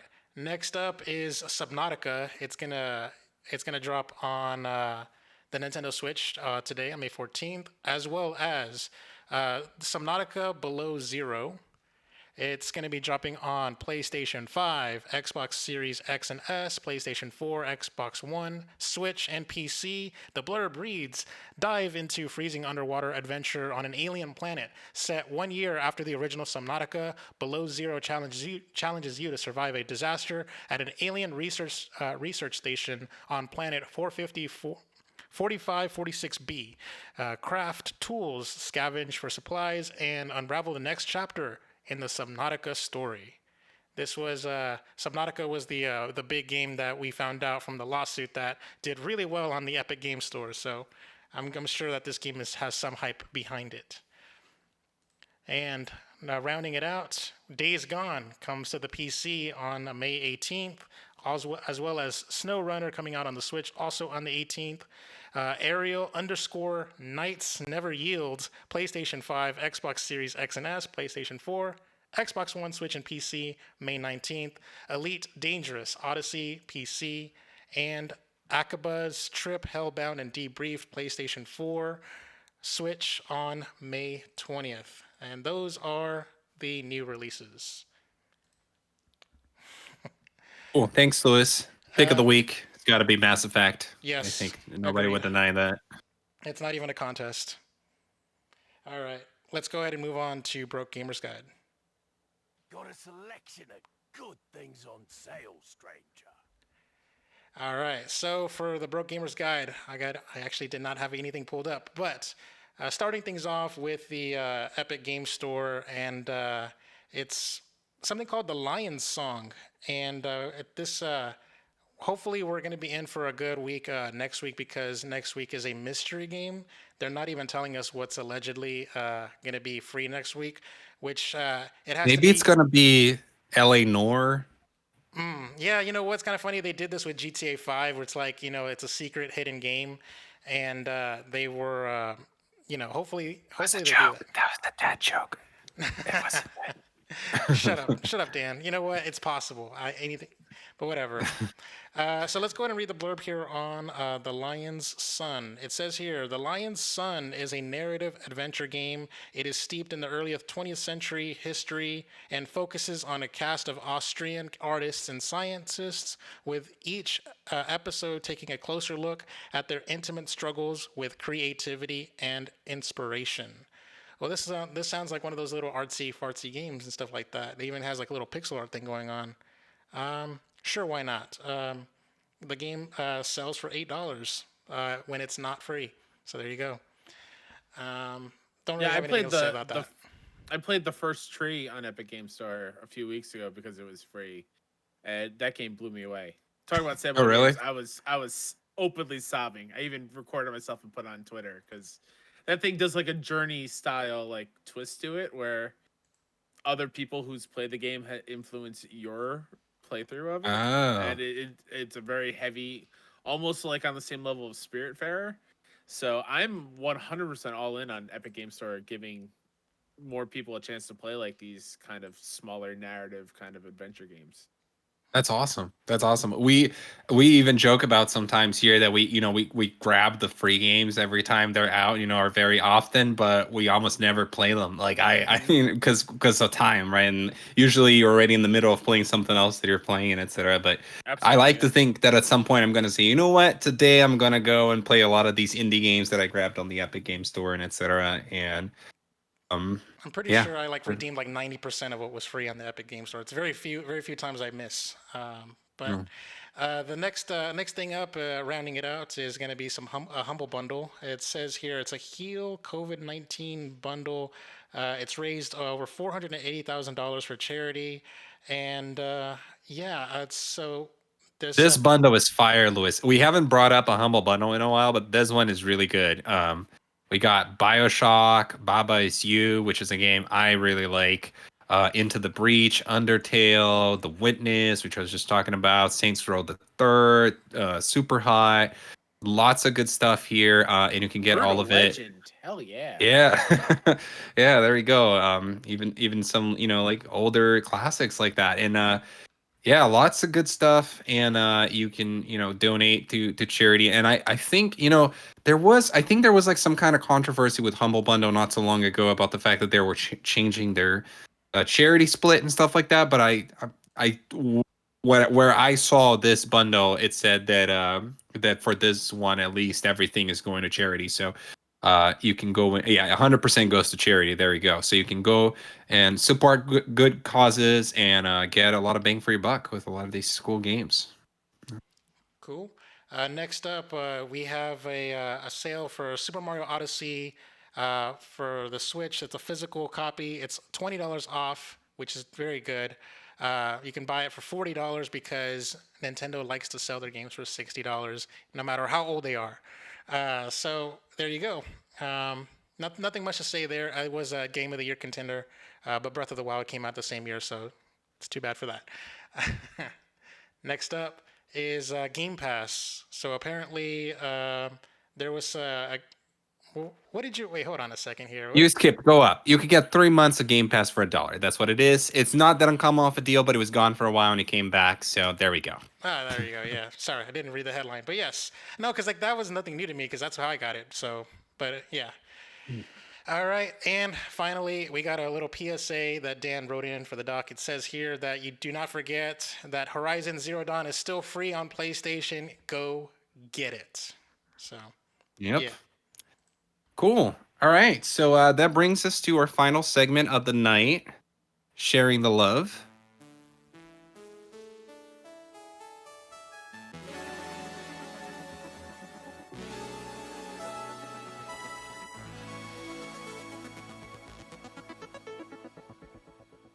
Oh, sharing the love is a segment that comes in and out of the podcast from time to time, and it's all about sharing stories of games that we love and feel an attachment towards. And when we have a guest on, especially, we always like to bring it back and make sure they have a chance to just kind of talk about a game they love. So, Kyle, please take it away.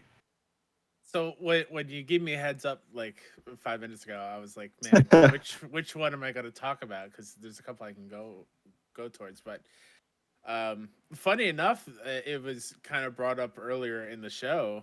It is a Telltale game. It is Walking Dead Season 1. Nice.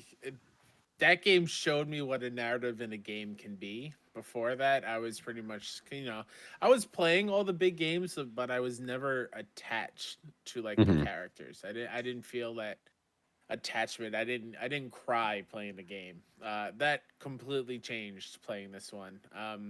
It came around during a time in my life where I was, very, very low.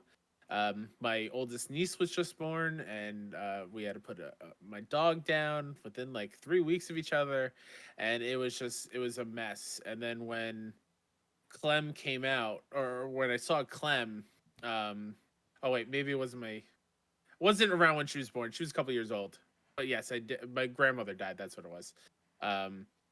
Seeing Clem on screen and her looking like almost exactly like my oldest niece, and immediately feeling attached to that character and wanting to make sure that she survives this hellscape of a universe where zombies, walkers all over the place, and just having that father-daughter relationship between Lee and Clem is one of the best character relationships in games. And meeting up with Kenny and Duck and his wife, and escaping the cannibal family.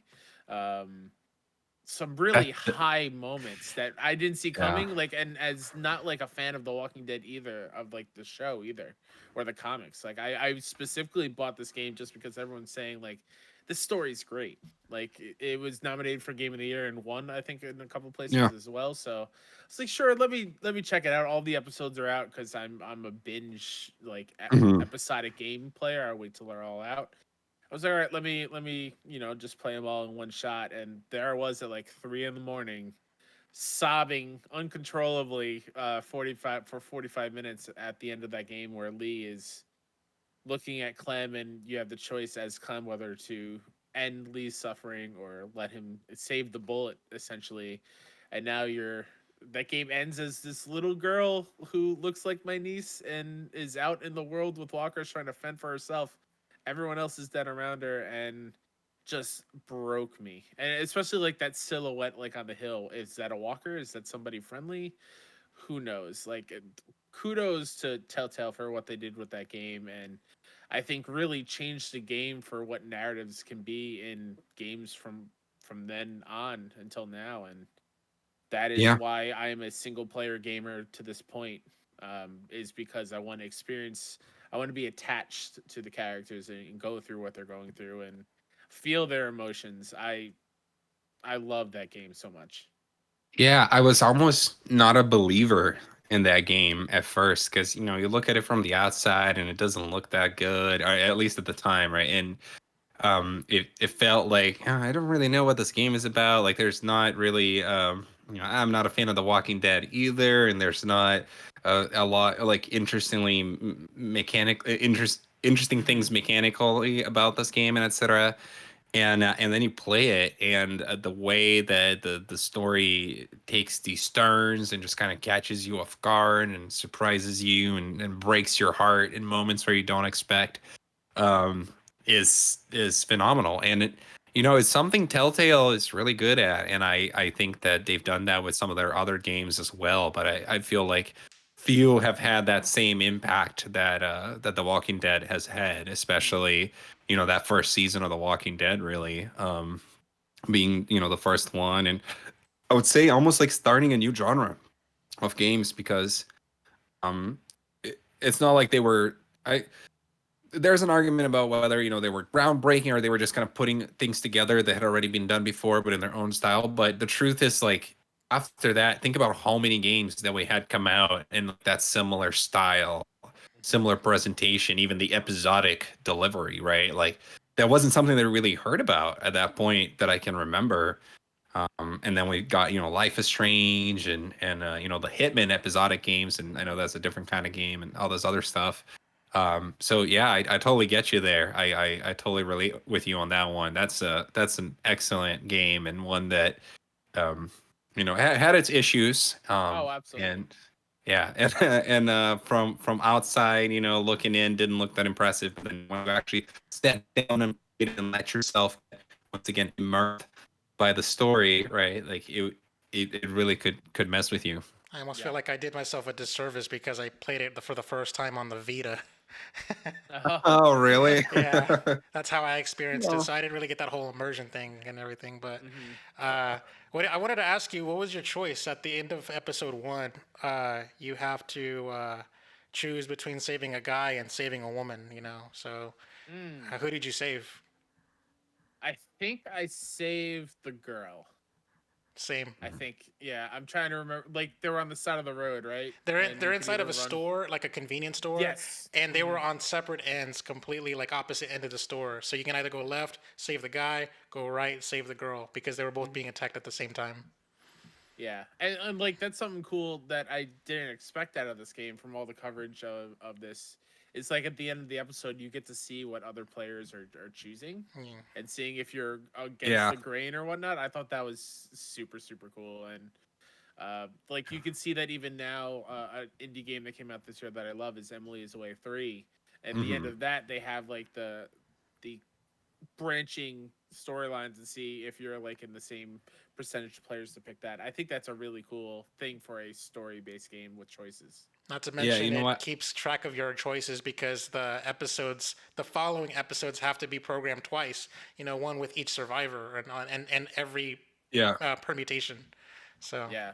Yeah, and not to get off base here, but I loved what Detroit Become Human did with some of the stuff as well. With the like at the end of each chapter, you got to see this whole hierarchy of things and all the different choices that he could have made. And yeah, that stuff is really cool. I love that. I love that style of game, and I love The Walking Dead as well. So yeah, Yeah. great shout out, great shout out. And I think we're ready to be taken home and to wrap this up.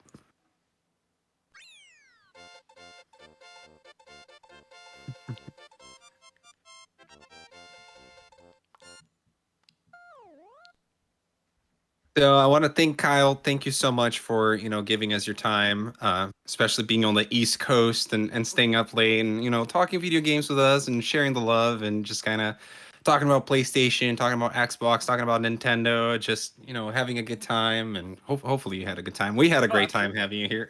Yeah. Thanks so much. And why don't you go ahead and plug away? Tell people about your stuff, where they can find you, all that good stuff. Sure, yeah. You can find me on Twitter at Mr. K-Step.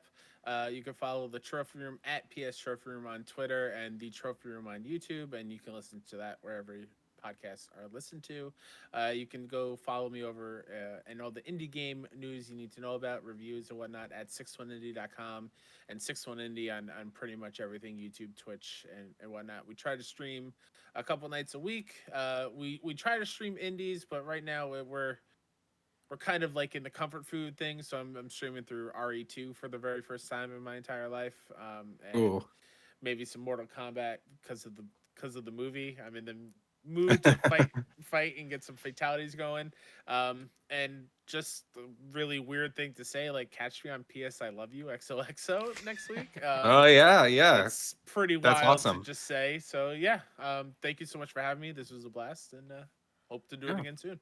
I will. Thank you, Kyle. I will add that, of course, all of your plugs will be in the show notes of the podcast feeds, as well as I will be adding it all to the description of the YouTube video if you're watching us on YouTube. Sweet. Yeah, and go give them a review. They're trying to get to 200 reviews on Yeah. iTunes. Let us give you Ratchet and Clank for free. If we reach 200, we're gonna give away No. a game to everyone that's ever reviewed our podcast. Or Awesome. not every single. Yeah, person. like Hold are you on, gonna? let me reword that. Let me reword that. You're gonna. We're gonna pick a winner out of every review that's ever been. There we made. go. There we go. There we go. I don't want to sign a contract saying I have to Yeah. give away 200 copies. I'm not Oh, Rachel yeah. here.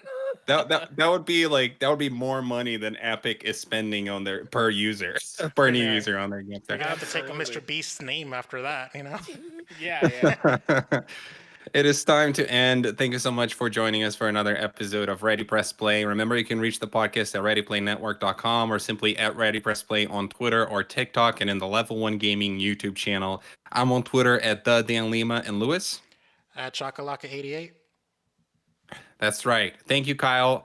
Don't forget to subscribe, give us a review, tell your friends about the show, and all that good stuff. See you guys next time. Bye-bye. Peace.